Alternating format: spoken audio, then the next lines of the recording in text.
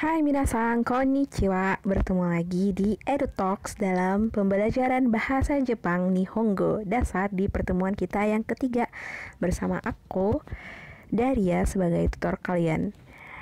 Yap.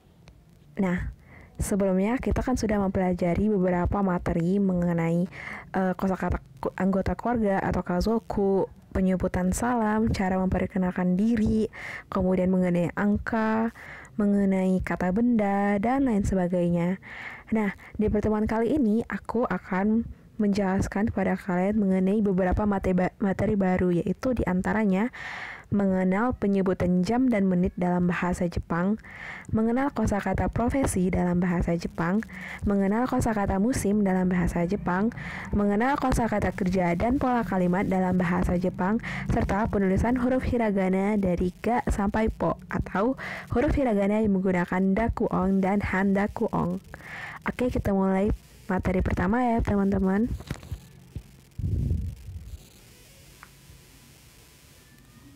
Ya, mengenai jam dan menit atau jikoku. Nah, kalian bisa perhatikan di sini cara penyebutan jamnya itu tidak begitu sulit. Kalian cukup menambahkan penyebutan angka dari 1 sampai 12 dalam bahasa Jepang, kemudian diikuti kata ji untuk menyatakan jam. Nah, seperti contoh, angka 1 dalam bahasa Jepangnya itu ichi, kemudian kalian ikuti kata ji, ichiji, menjadi jam 1. Niji artinya jam 2, sanji artinya jam 3, yoji artinya jam 4, goji artinya jam 5, rokuji artinya jam 6, shichiji jam 7, hachiji jam 8, kuji jam 9, juji jam 10, juichiji jam 11, dan juniji jam 12. Nah, penyebutan jam atau jikang ini berbeda dengan yang kita ketahui umumnya di Indonesia, yaitu kita menggunakan sistem waktu 24 jam. Tapi kalau di Jepang umumnya mereka menggunakan sistem waktu 12 jam.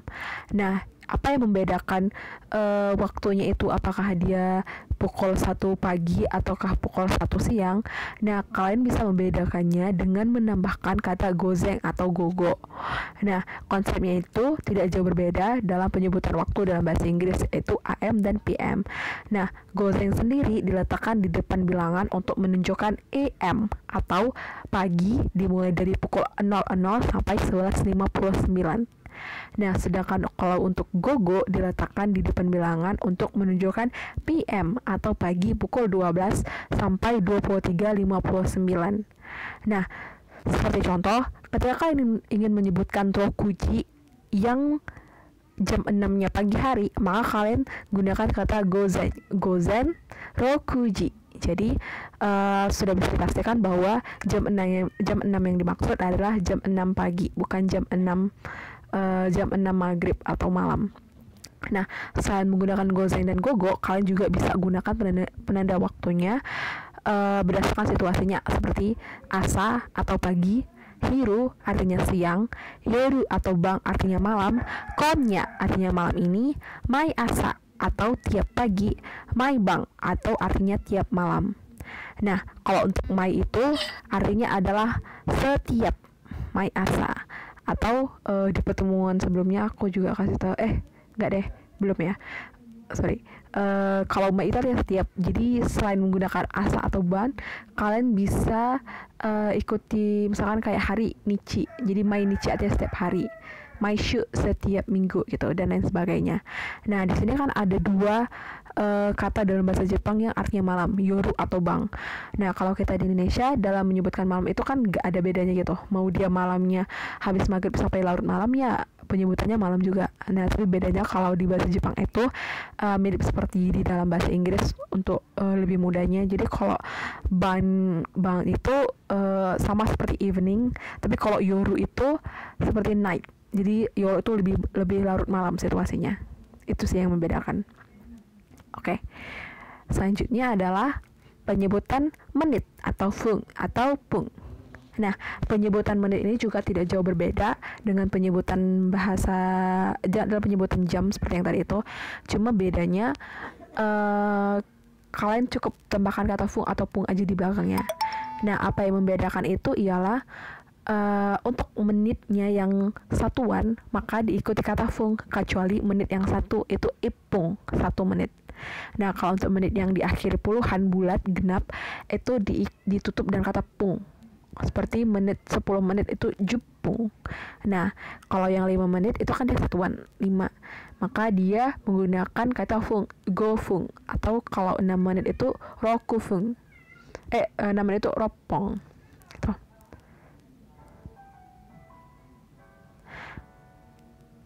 Nah, kemudian untuk 15 menit itu jugo fung. 20 menit ni jupung. 30 menit sanjupung atau han. 50 menit gojupung. 55 menit gojugofung. Nah, contoh kalimatnya ialah watashi wa mai asa rokuji ni okimasu. Saya setiap pagi bangun pukul 6. Watashi wa artinya saya, mai asa setiap pagi, rokuji itu pukul 6, ni okimasu artinya bangun. Jadi watashi wa mai asa rokuji ni okimasu artinya saya setiap pagi bangun pukul 6. Nah, nanji sendiri artinya adalah jam berapa. Jadi cara menanyakan jam berapa itu kita pakai kata nanji, yaitu asal katanya dari kata nan atau nani yang memiliki arti apa, dan ji memiliki jam. Jadi nanji diartikan jam berapa. Oke, selanjutnya adalah han. Han itu memiliki arti setengah atau dapat digunakan ketika ingin menyatakan waktu yang lebih dari 30 menit. Oke, ini ada contoh percakapan. Jadi kita punya 2 tokoh di sini, ada Sakura dan Sasuke. Nah, Sakura bertanya, "Ima nanji desu ka?"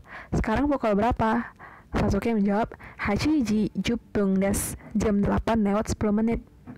Oke, kalian coba dengan kalimat kalian sendiri ya, dengan menggunakan menit dan jamnya yang sesuai yang kalian mau. Yap, kita lanjut ke materi selanjutnya, yaitu mengenai profesi. Nah, kenapa aku jelaskan mengenai profesi? Karena profesi itu adalah salah satu materi atau percakapan yang gak asing terjadi dalam sehari-hari. Jadi perlu juga buat kita mengetahui di dalam bahasa Jepang itu profesi itu apa aja sih. Nah, sebagai contoh itu adalah kyoshi atau guru. Nah, mungkin sebagian kalian tahunya itu kalau guru itu adalah sensei. Nah, tapi ketika kalian menyebutkan bahwa diri kalian adalah seorang guru, kalian jangan gunakan kata sensei ya, tapi gunakanlah kata kyoshi. Sebagai contoh, watashi wa kyoshi desu. Saya adalah seorang guru, bukan watashi wa sensei desu. Karena kalau kalian menggunakan kata sensei itu lebih terkesan angkuh sih teman-teman. Jadi tidak umum sih digunakan dan kurang lazim digunakan kalau kalian menyebutkan diri kalian sendiri sebagai sensei. Tapi kalau orang lain ya boleh-boleh aja untuk menyebutkan kalian sebagai sensei. Yap, selanjutnya adalah bidan, yaitu josanpu. Nah, dibacanya josanpu bukan josanpu. Aku juga udah jelaskan di materi sebelumnya bahwa ketika huruf N bertemu dengan huruf P atau B atau M, maka huruf N itu akan berbunyi seperti M. Jadi di sini josanpu dibacanya josanpu. Nah, selanjutnya adalah polisi, kesatsu, insinyur, engineer. Nah, engineer ini sendiri berasal dari bahasa Inggris, yaitu insinyur itu jadi ditulisnya pakai katakana. Jadi dalam bahasa Jepang itu fungsi huruf katakana itu ialah untuk menulis kosakata yang berasal dari bahasa asing. Nah, selanjutnya adalah bengoshi atau pengacara, dokter, isha, penyanyi, kashu, penulis, chosha, pelukis, gakka, tentara, heishi, sekretaris, hisho, bendahara, kaike, presiden, daitorio, wali kota, shicho, gubernur, chiji, hakim, saibankan, menteri, daijin, akuntan, kaikeshi, pegawai bank, ginkoin. Nah, di pertemuan kedua aku udah kasih beberapa kosakata tempat. Nah, salah satunya adalah bank, yaitu ginko.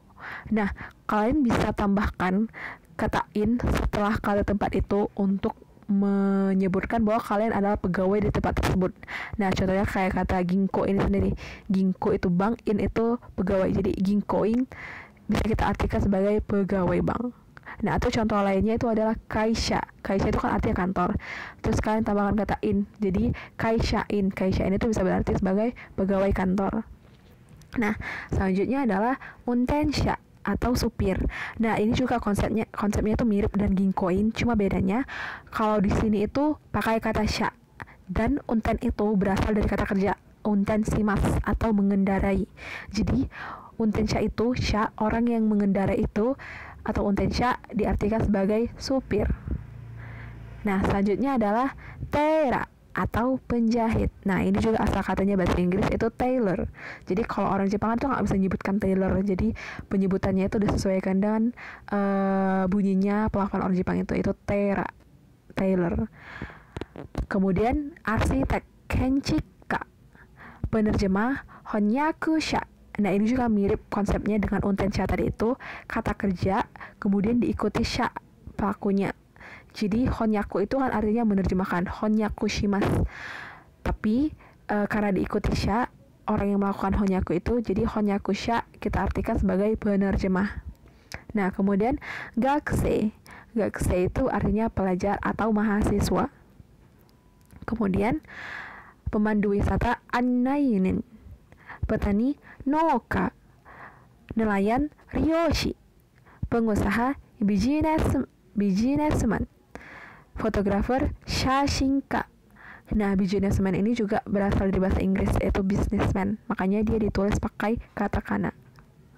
Oke, selanjutnya ialah contoh kalimat. Nah, untuk menyatakan profesi, aku gunakan pola kalimat yang sangat mudah untuk digunakan, yaitu subjek atau pelakunya.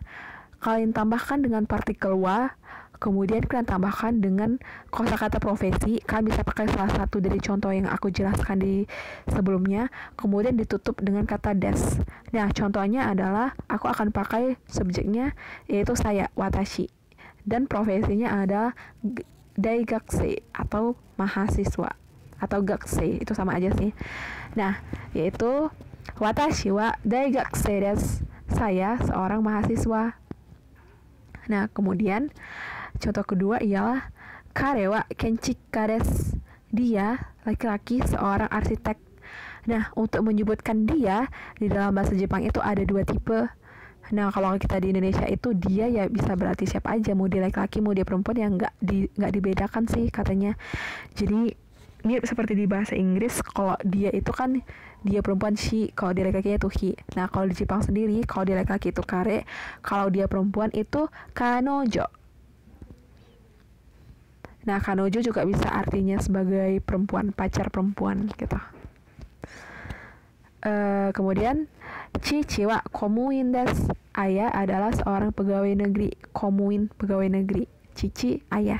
Jadi chichi wa komuin desu, ayah adalah seorang pegawai negeri. Nah, ketika kalian ingin bertanya pekerjaan orang lain itu apa, kalian bisa menggunakan kalimat begini. Oshigoto wa nan desu ka? Atau shigoto wa nan desu ka? Pekerjaan Anda apa? Apa pekerjaan Anda? Nah, kalian bisa jawab, misalkan kalau kalian itu adalah seorang pengacara, jadi kalian bisa jawab seperti watashi wa bengoshi desu, atau kalian cukup jawab bengoshi desu. Nah, selanjutnya ialah menyatakan cita-cita. Kenapa aku pakai pola kalimat ini? Karena ketika kita berbicara mengenai profesi, maka tidak asing juga dengan mengenai cita-cita. Nah, contohnya pola kalimatnya itu adalah sangat simpel. Kosakata profesi, kalian bisa pakai salah satu dari yang tadi itu, kemudian ditambah dengan kata ni naritai desu. Ni naritai desu. Naritai itu artinya ingin menjadi. Jadi ni naritai desu itu ingin menjadi, atau bisa kita simpulkan bahwa cita-cita. Nah, contohnya itu adalah daitoriu ni naritai desu, saya ingin menjadi presiden, atau saya bercita-cita menjadi presiden. Heishi ni naritai desu, saya ingin menjadi tentara. Ototo wa businessman ni naritai desu, Nah, ototo atau adik laki-laki ingin menjadi seorang pengusaha. Nah, kalian bisa ganti subjek itu siapa aja. Nggak harus saya, bisa ototo, bisa imoto, atau bisa teman kalian. Nah, kemudian Kimura-san wa honyaku sha ni naritai desu. Kimura ingin menjadi seorang penerjemah. Nah, teman-teman bisa perhatikan di sini bahwa kata Kimura itu diikuti dengan kata sang. Kenapa ya pakai kata sang? Nah, jadi kalau kalian ingin memanggil nama orang atau menyebut nama orang, kalian harus ikuti itu dengan kata sang, sama, chan, ataupun kun. Nah, kenapa harus pakai itu? Karena menunjukkan rasa hormat kalian terhadap lawan bicara. Jadi kalau kalian nggak pakai kata san, chan, kun, atau sama, itu lebih terkesan nggak sopan, atau kalian tuh lagi ada masalah internal dan orang tersebut gitu. Nah, bedanya sang sama chan dan kung itu, kalau sama itu kalian gunakan dalam bentuk formal, atau kalian gunakan untuk orang yang sangat kalian hormati atau orang yang lebih tinggi derajatnya dari kalian. Nah, kalau sang itu sifatnya lebih umum, jadi kalian bisa pakai untuk siapa aja, mau teman sebaya, mau orang yang lebih tua, atau orang yang lebih muda dari kalian juga tidak masalah pakai kata san. Nah, kalau untuk kata chan itu untuk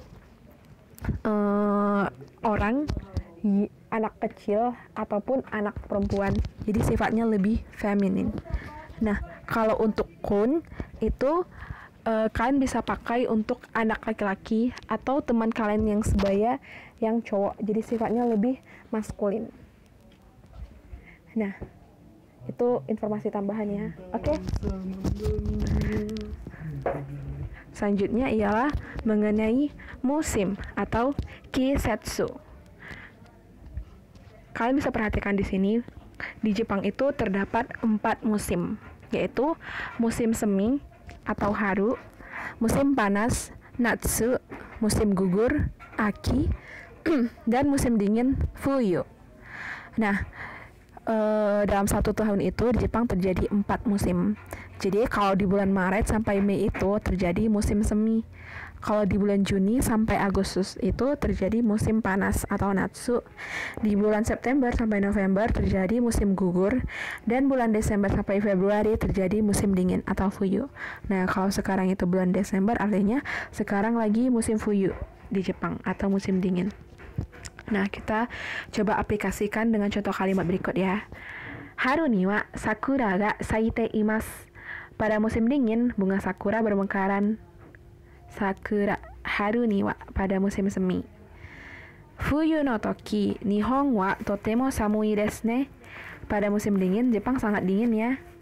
Nah, bisa kalian perhatikan di sini ada kata samui. Samui itu artinya dingin. Jadi di pertemuan kedua speaking, kita dengan tentor tias itu juga udah jelaskan dengan kalian itu mengenai kata sifat i dan na. Jadi samui itu sendiri salah satu dari kata sifat i. Selanjutnya adalah aki wa nangatsu kara nangatsu made desu ka? Musim gugur dari bulan apa sampai bulan apa? Nah, atau kalian bisa ganti aki ini dengan musim lain, atau seperti kata natsu. Natsu wa nangatsu kara nangatsu made desu ka? Nah, gatsu kara gatsu made itu artinya dari bulan berapa sampai bulan berapa. Kara sampai made. Oke. Selanjutnya adalah mengenai materi baru, yaitu kata kerja. Nah, jadi informasi juga buat teman-teman semuanya, di Jepang itu terdapat 3 tipe kata kerja. Kata kerja bentuk pertama, kedua, dan ketiga. Nah, tapi karena waktu kita sangat terbatas, aku nggak bisa jelaskan itu semua di pertemuan ini. Jadi aku hanya akan jelaskannya secara acak aja gitu. Aku akan pilihkan beberapa kosakata yang umum. Di antaranya itu adalah okimas, bangun. Nah, di awal tadi kalian udah bertemu dengan kata okimas, bangun. Rokuji ni okimas, bangun pukul 6. Nah, kalau untuk tidur itu nemas. Kemudian bekerja itu hatarakimasu, yasumimasu, istirahat, benkyou shimasu, belajar, ikimasu, pergi, kimasu, datang, kaerimasu, pulang. Nah, itu bisa kalian gunakan kaerimasu ini seperti kalimatnya uchie kaerimasu, pulang ke rumah. makan tabemas, minum nomimas, menghisap suimas. Nah, untuk menghisap ini umumnya diikuti dengan kata apa ya? Tabako, menghisap rokok. Jadi tabako suimas. Oke, jangan tabako ya teman-teman. Jangan tabako suimas, nggak bagus buat kesehatan. Oke, selanjutnya adalah yomimas, membaca. Mimas, melihat. Kikimas, mendengar. Kakimas, menulis. Kaimas, membeli. Torimas, memotret. Jishu shimas, praktek. Pimpong shimas, bermain pimpong. Haji memas, memulai. Awarimas, selesai. Kakarimas, memerlukan waktu. Kirimas, memotong. Shurishimas, memperbaiki. Agemas, memberi. Moraimas, menerima. Kashimas, meminjamkan. Karimas, meminjam. Oshiemas, mengajarkan. Naraimas, belajar.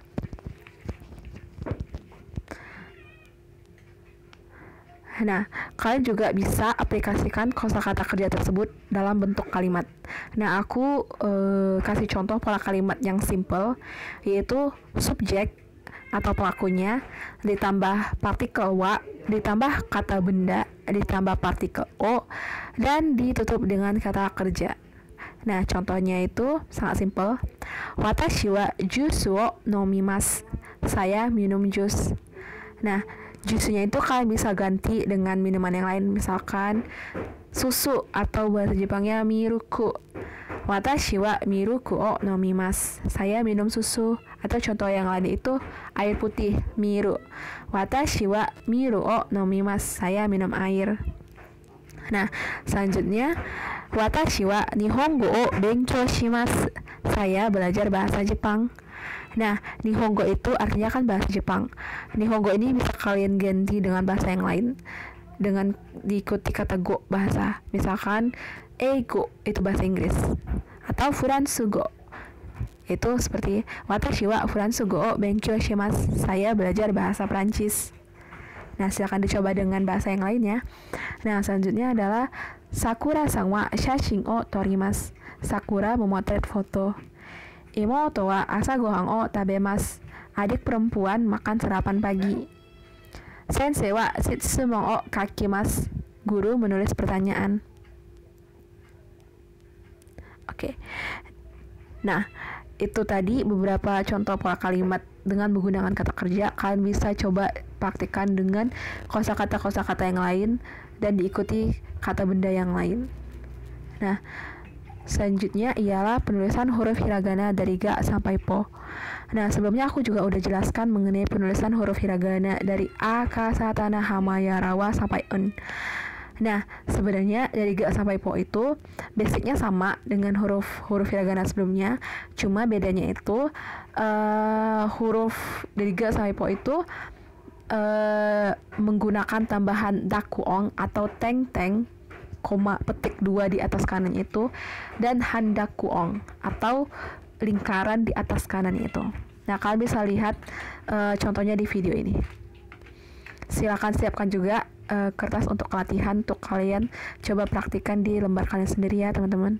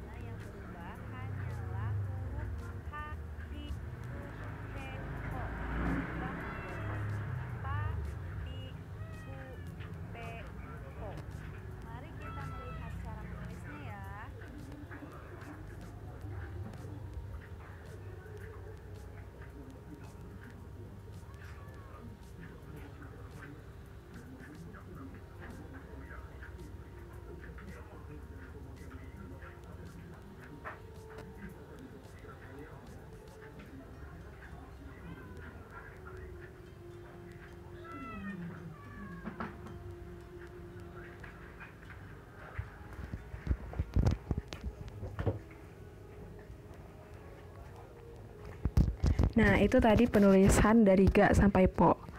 Oke, nah nanti di minggu selanjutnya, di pertemuan terakhir, aku akan selesaikan materi mengenai hiragana, penulisan hiragana. Yang selanjutnya itu mengenai penulisan kya, kyu, dan sebagainya.